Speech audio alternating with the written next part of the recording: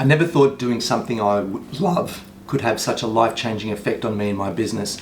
And to be fair, I didn't even remember what happened.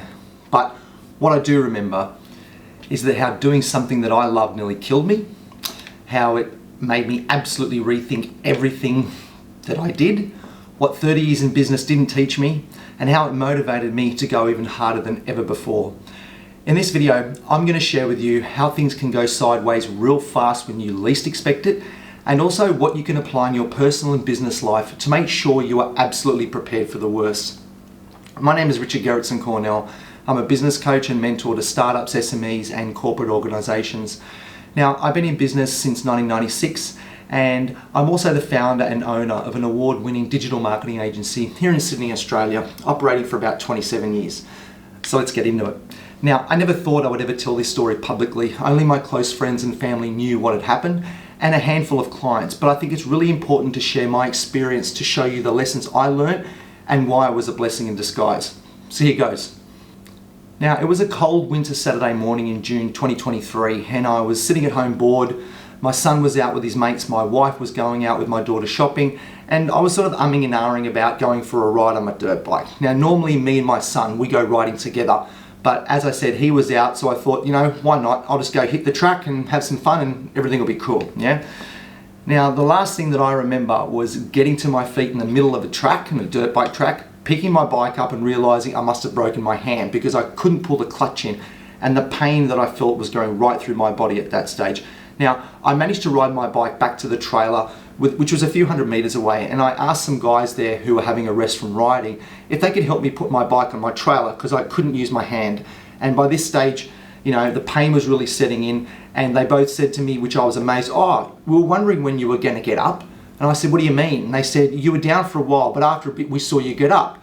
It was at that stage that I realized I must have knocked myself out because I don't remember anything. And me being me, I didn't call for an ambulance or any medical assistance. I just chatted with them for a while whilst I was getting changed with one arm, as now I was in a lot of pain and my left arm was very broken. It was just funny that I didn't remember crashing or anything, and all I wanted to do was now get home. So I drove home with all the adrenaline going through me. I managed to unload my bike and trailer when I got home, which was really heavy. The adrenaline was pumping and I was covered in mud, and all I wanted to do was have a shower and then sit down on the couch with some ice and put some ice packs on my wrist. Now, this was at about 6 o'clock on a Saturday night, and the last thing that I wanted to do was go and sit in an emergency unit all night. So I took a few Panadols and then had a rest and went to bed. Now, man, what a mistake that was. I cannot believe I didn't even wrap up my wrist in a bandage or anything. I just went to bed. Then the next morning, you know, I knew I had to go to hospitals. My arm was blown up like a balloon and I could tell it was broken. Anyway, the doctors gave me a CT scan to see if I had any bleeding on the brain as I knocked myself out, as I was unconscious. But the scan came back fine, but my wrist was broken in 3 places. So they patched me up and I was on my way. Now, this was a time when I was in the middle of moving offices. I had a heap of stuff going on. I'd just sold one office and I'd also bought a much bigger office all at the same time. And I needed to organize the move whilst trying to, you know, move smaller things again myself with a broken wrist. Now, my wrist was killing me for the next month or so and I couldn't use it at all. And it was quite challenging, but life goes on. And me not wanting to ask anyone for help, I just did what I always did and I kept going. And I suppose that was my first mistake. Then, about 5 weeks after the crash, I started feeling really bad. I got really bad headaches, and I should have read the warning signs, as I'm not one to get headaches that often. And these headaches continued for about a month or so, and I just put it down to stress with my life being so hectic, moving offices, running a business with staff, and so on. But it was my wrist that caused me the most grief, as it took quite a while to heal, and I really didn't think too much about the headaches, as the hospital said the CT scan was fine. But what happened next scared the absolute hell out of me.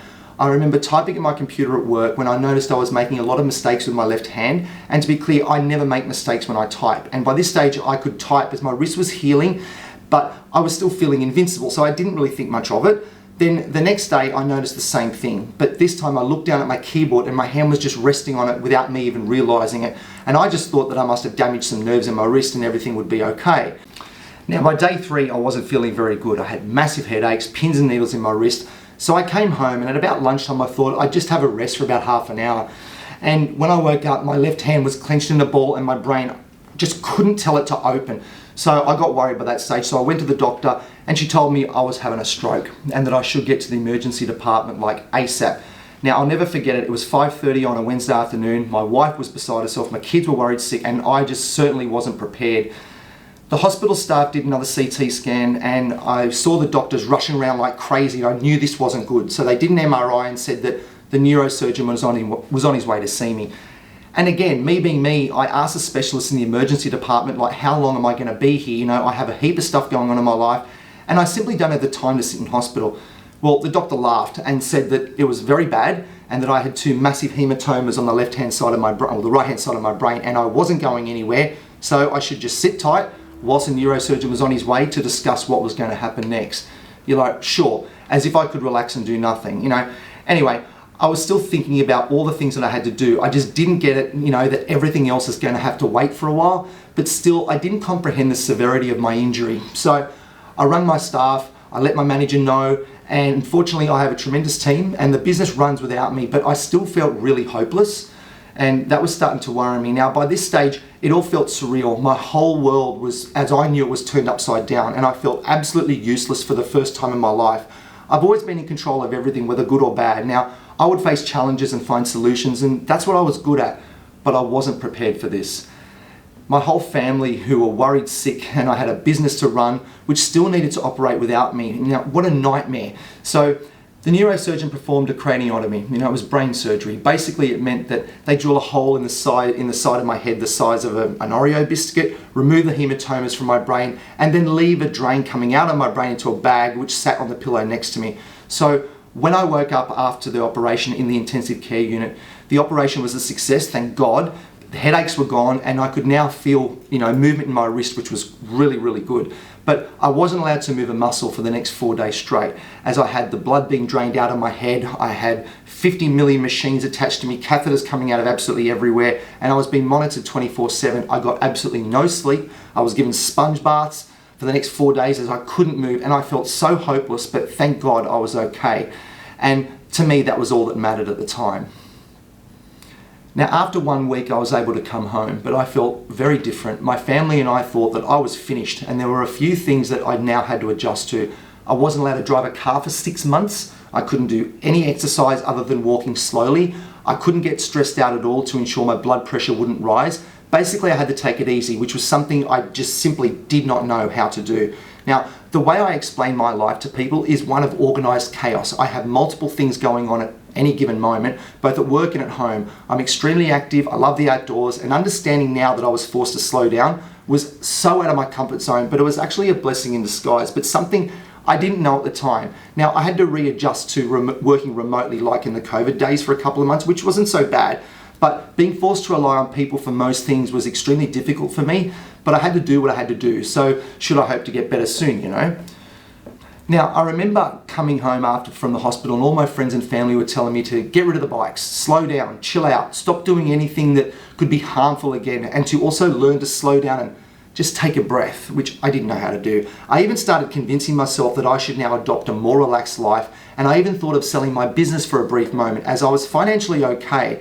But at that moment, I realized how bad the situation was and how I was so bloody lucky to be alive. At least that's what the surgeon said to me. He basically said to me that if I didn't get myself to emergency when I did, that I would have died. Now, that's not something a fit 49-year-old guy with a beautiful family, wonderful business, and tremendous life wants to hear. It's just something that was completely out of my control.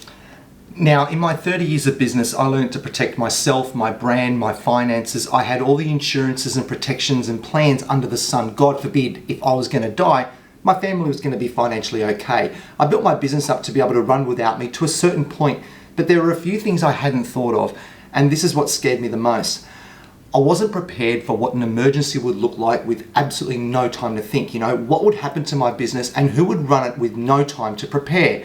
Now, I had a tremendous team of professionals, still do, in place. You know, we got job descriptions, systems, basically everything written down in profiles to run the business. But who would be my successor the very next day? You know, my succession plan at the time, it only included how and when I might sell the business. It didn't take into account who would run it immediately in an instant with absolutely no warning. Now, I ran all my own finances, you know, multiple property investments and much, much more, which all funded my life. but who was going to take over? You know, my wife never worked in the business, and even though she's a shareholder of the business, she doesn't know the ins and outs of daily operations and how it all works, as I'm the one who has the relationships with the banks and vendors. So she doesn't know my passwords, nothing. If I couldn't even begin to tell you how I just wasn't prepared. And yes, I had a will in place. It gave instructions on how to protect my family, who would be taken care of, finances, basically everything that would make sure that my family were okay, as it paid for my whole life. Now, whilst I was laying in the intensive care unit, I hadn't given my wife any instructions on the steps to take. I just couldn't talk in case, you know, I didn't make it out alive. Now, I was such an idiot, and how could I be so stupid? I never thought this could ever be a possibility. Well, I didn't really think, and this was the biggest mistake in my 30 years of business. I never dreamed that something like this could happen to me. I always thought of the future, you know, and I always was so methodically prepared, but I wasn't prepared for an accident like this that could just simply take me out like that while still being alive. Now, whilst I was at home recovering, the first thing I did was to write a document with special instructions and scenarios on how to run everything, what to do with our money, how to implement successes for the business, a list of all the names, numbers, emails, you name it. Basically everything that I needed to pass on, what to do with our properties, the whole kit and caboodle. Now, I simply called the document, What to Do If I Die. And I know it sounds really morbid, but the truth is it was so necessary. And I prepared a Google Doc and I shared it with my accountant and my wife with specific instructions. And because it's a live file, even to now, I constantly update it regularly as to where I'm at the time. And God willing, should anything ever happen to me again with no time to think, at least my affairs will be in order. It was such an absolute wake-up call for me that this accident just simply caught me off guard. Now, that brings me to my next thing. So after getting over the realization that I nearly died, I convinced myself that I should now take a slower approach to life. And this lasted for about 3 to 6 months. But it's funny how our brains can adapt to change. I started training again, everything was back on track, my brain made a miraculous recovery, and I never felt better. And I then realized that I wasn't going to change the person that I am, you know? Yeah, I slowed down a little and I wasn't going 100 miles an hour like I did before, but everything I did now was a little bit more measured, you know? There was still this burning sensation inside of me which made me quickly forget about everything that I went through and how I needed to get back on the horse or back on the bike, so to speak. I didn't want to sell my business, certainly didn't want to take it easy, and I didn't want to stop being active, and I didn't want to wrap myself up in cotton wool just in case something bad might happen to me again, which is fair enough. But what my accident did do was to motivate me like never before. I had a much bigger passion for life, which I always had a passion, but now it was focused. I simply went harder, but now I was prepared for the worst should death ever rear its ugly head, you know?